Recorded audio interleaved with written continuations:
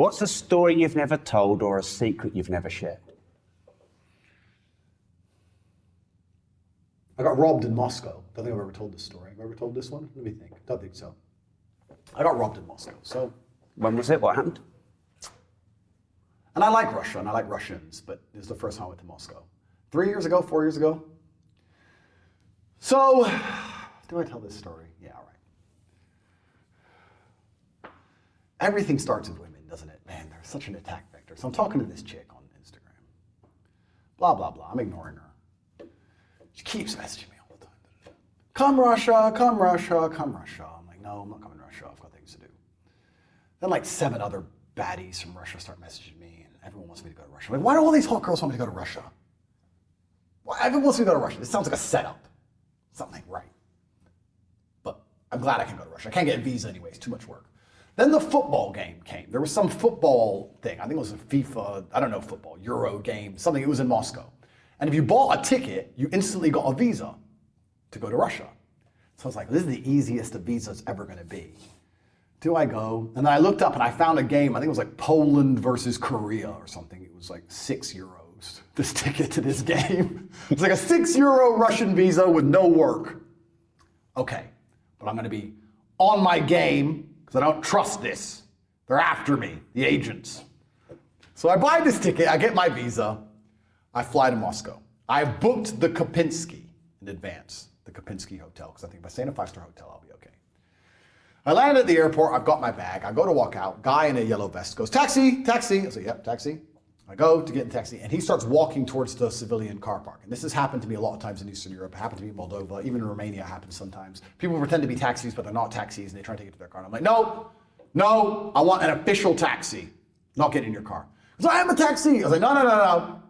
Been around, goodbye. Turned around, start walking back to the taxis. Him and his yellow vest runs up and goes, okay. And he points at this yellow car that said taxi, in the taxi rank, taxi. And he goes, says something to him in Russian, blah, blah, blah, blah. And he goes, okay, here's taxi, sir, taxi. Guy gets out, the taxi driver. Taxi driver gets out. He's like 6 foot, 130 kilo, Mongolian, like a wrestler. Gets out. Zangief. Yeah, Zangief. Zangief gets out. And because this is how my mind works, I look at him up and down and go, could I take him? It'd be messy. I'll be all right, but it'd be messy. So he gets out, he opens the trunk, ushers for me to put my bag in the trunk, put my bag in the trunk, close the trunk, get in the back of the car. Car starts driving down the motorway in Russia. And he has his phone as the meter, which is the first suspicious thing. And his phone is up there, and this number, Russian rubles, is going through the fucking roof. I'm like, how much is the Russian ruble? I don't even know. So I get my phone out, and I turn on the data, and I get my text message. Hi, data is 25 pounds a megabyte. And I'm like, all right, cool, whatever. How much is the Russian ruble? And I worked out that I've been in this car for 4 minutes, and I owe $600 in taxi. So there's no way that's the taxi fare. So we're driving down the highway at speed, and I'm like, brother, this is fake. This is a scam, bro. And this is the weirdest experience of my life. He totally ignored me. But what can you do? He's driving the car. And people don't ignore me when I talk.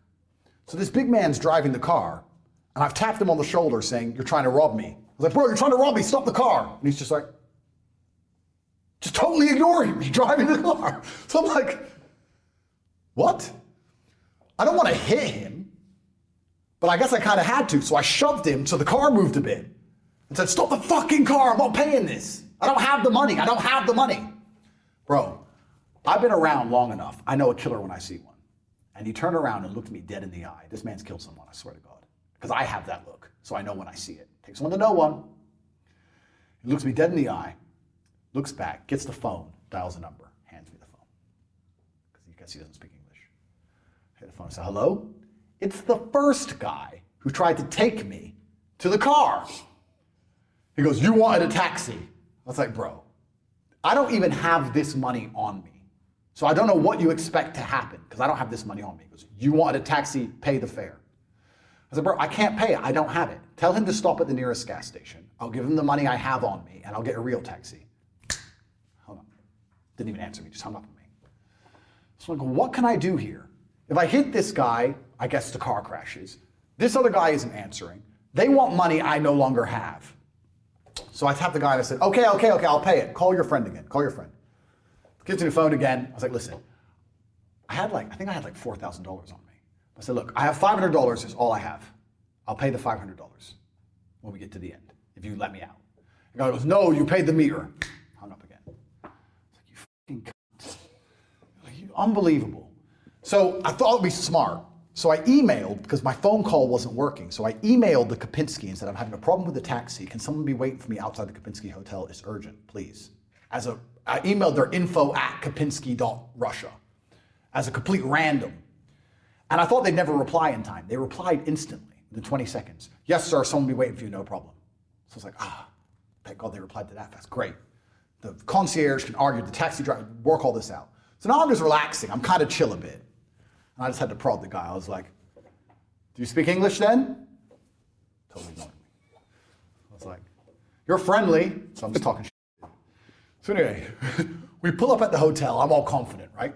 Guy's gonna be outside. I pull up at the hotel. Nobody's outside. Nobody. No concierge, nothing. So I said to the guy, I go to get out the car. I get out the car. The guy then gets out the car, comes, and he stands face to face with me like a boxing stare-off and shows me the phone of how much I owe him. I don't even know what it is in rubles, 3,000 American dollars, something ridiculous. I said, bro, I don't have it. He looks at me like he's going to murder me. I don't have it. I said, I have $500. That's all I have. He goes, okay. Using my ninja fingers, my hands, I reach in my pocket and I ninja off like 5 100s. Because I've got a pile of money like this. So I'm like, I give it to him.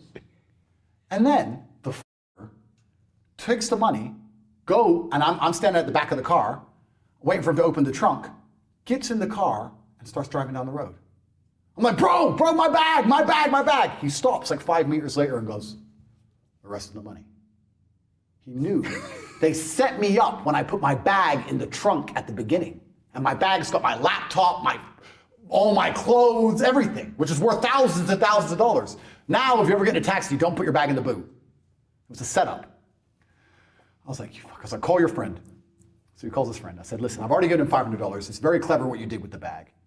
It's like, the guy from the Kopinski is about to come out now. I can't give you more than this. We have to come up to something sensible. Said, I can go to a cash point and try and get some more money, but I need my bag. And he goes, okay, 500 more. I said, fine. Hung up the phone. Instantly peeled off 500, didn't bother going to a cash point. And then guy gets back out the car, and me and him have a Mexican standoff at the back of the car. He opens up the boot. He grabs my bag, I've got the money, and we kind of swap them.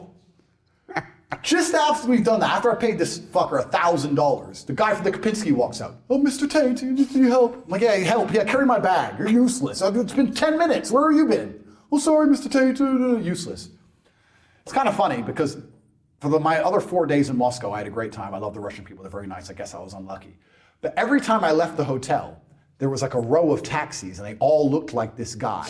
And they'd all stare at me. And I thought, I'm so glad I paid him, because I guarantee if I got in a fight with that guy, I'd be dead by now. They're just waiting outside the Kopinski, these dudes. And the lesson is, never put your bag in the back of a taxi. That's the lesson for everybody, and that's the story. And I survived, and I had a great time in Moscow. But I'm not going to lie, it did sour things a little bit for me. I was a bit nervous, on edge. And that's how I paid $1,000 for a taxi. Turns out the official rate, which I found out on the way back to the airport, which was booked from the hotel, I think it was like $6.